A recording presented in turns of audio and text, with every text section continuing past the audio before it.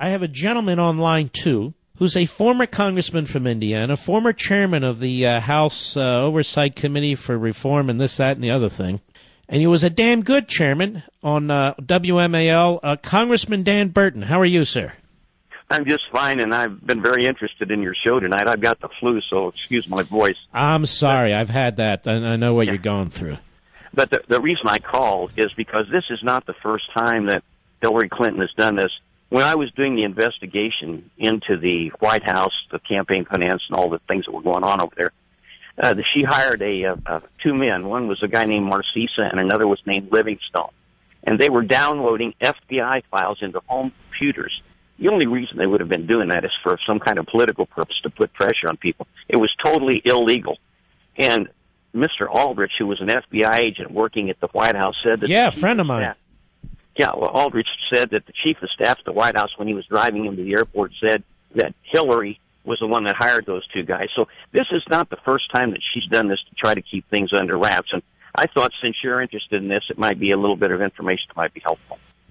Well, let me ask you this, Congressman.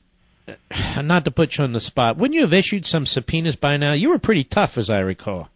I issued 1,209 subpoenas. I guess you would have. Yeah.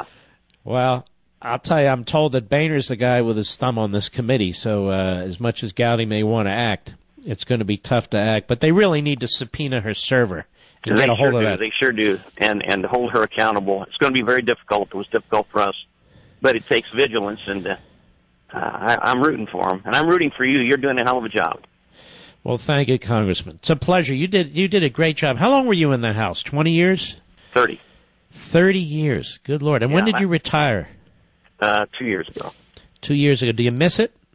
I don't miss raising the money, but I do miss not being involved in the debate and the investigations, that sort of thing, because I think that's so important.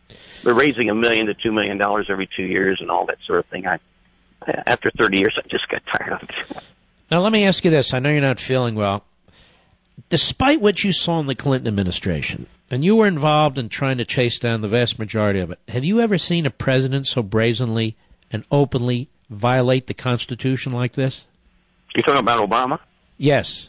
No, there's no question in my mind after being chairman of that committee for 6 years, and we investigated everything, sent criminal referrals to Janet Reno at the Justice Department. There is no question. I thought Bill Clinton was really kind of bad. But this guy is just unbelievable. He's violating the Constitution every single day, and he's getting away with it, and I don't know what in the world we can do about it except for people like you to keep telling the people of this country. Congressman, thank you. I hope you feel better. Thanks for calling in. Thank you, sir. Bye. All right. That guy was a patriot, Dan Burton. He was tough as nails. He was chasing down all the Clinton scandals as best as they could, and he had Henry Waxman trying to undermine him every step of the way. I remember it very vividly.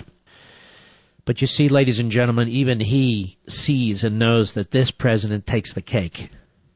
This president's the most corrupt of them all. Corrupt in the sense that he's violating the Constitution, and he's doing it, he's doing it aggressively. He's almost taunting those of us who believe in the Constitution. It's going to get worse.